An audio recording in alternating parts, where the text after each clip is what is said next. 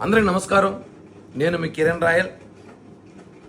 మనం చూసుంటాం నిన్నటి రోజు వైసీపీ అధికార ప్రతినిధి అని చెప్పుకోవడం ఏంటి, వైసీపీ అధికార ప్రతినిధి అని చెప్పి ఈ గత కొద్ది రోజులుగా టీవీల్లో వచ్చి వెనకాల జగన్ బొమ్మ పెట్టుకొని ఓవర్ యాక్షన్ చేస్తున్న శ్యామల నిన్నటి రోజు తెలంగాణలో కేసు నమోదైంది.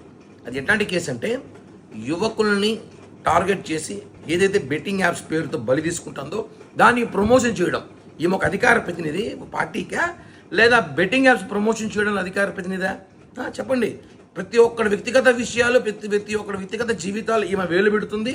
వాళ్ళని నరికేయాలి, వాళ్ళని తాట తీయాలి, తొక్కి పెట్టాలంటుంది. ఇప్పుడు ఈమెను ఏం చేయాలి చెప్పాలి. వైసీపీ పేటీఎం కానీ చెప్పాలి ఇప్పుడు. ఎందుకంటే బెట్టింగ్ యాప్స్ ఎంతమంది నేరం తెలుసు, ఎంతమంది బలైపోతున్నారో తెలుసు. నేను ఇప్పుడు ఒకటెడుతున్నా వైఎస్ఆర్ కాంగ్రెస్ పార్టీ వాళ్ళని, ఈమెని వెంటనే శ్యామలని సస్పెండ్ చేయండి.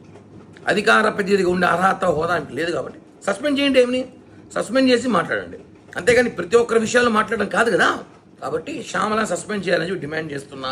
అదేవిధంగా ఏదైతే ఏపీలో కూడా బెట్టింగ్ యాప్స్ ద్వారా చాలామంది యువతులు బలయ్యారో అవన్నిటి కూడా పరిశీలించి ఈమె మీద కేసు నమోదు చేసి మర్డర్ కేసు పెట్టాలి. ఎందుకంటే ఇక్కడ కూడా చాలామంది ఏపీ రాష్ట్రంలో చనిపోయారు. వాటికన్నిటి కూడా ఈ బెట్టింగ్ ప్రమోషన్ కారణం. కాబట్టి ఏవైతే తెలంగాణలో కేసులు నమోదయ్యాయో దానికి సంబంధించి ఈ ఆంధ్రప్రదేశ్ రాష్ట్ర వైఎస్ఆర్ కాంగ్రెస్ పార్టీకి అధికార ప్రతినిధిగా ఉందో ఈవిడ కూడా కారణం అయ్యి ఉంటుంది. కాబట్టి ప్రమోషన్ వల్ల ఈమెను చూసి ఇన్స్పైర్ అయ్యి చాలామంది ఇన్స్పైర్ అవుతారు. ఇన్స్పైర్ అయ్యేలాగా ఏమో చెప్తుంది కదా, ఇన్స్పైర్ అయ్యి బెట్టింగ్ లాపాడి చాలామంది ఆస్తులు పోగొట్టుకొని ప్రాణాలు తీసుకున్న సైతం చూసుకుంటాం. కాబట్టి ఈమె సూక్తులు, ఈమె ప్రవచనాలు అందరూ చెప్తుంటుంది చాలా వరకు. ఇవన్నీ సోది పక్కన పెట్టి శ్యామల గారు కూడా అన్నాను. ఎందుకంటే గారు అనే గొప్ప నేమ్ చేయట్లే. శ్యామల మీద కేసు నమోదు చేయాలి, వైసీపీ నుంచి సస్పెండ్ చేయాలి. అధికార ప్రతినిధిని ఆమె వైసీపీ పార్టీకా లేకపోతే బెట్టింగ్ యాప్స్కా? కాబట్టి ఆమె మీద చర్యలు తీసుకోవాల్సిందిగా ఏపీ పోలీసుల్ని కోరుతున్నాను.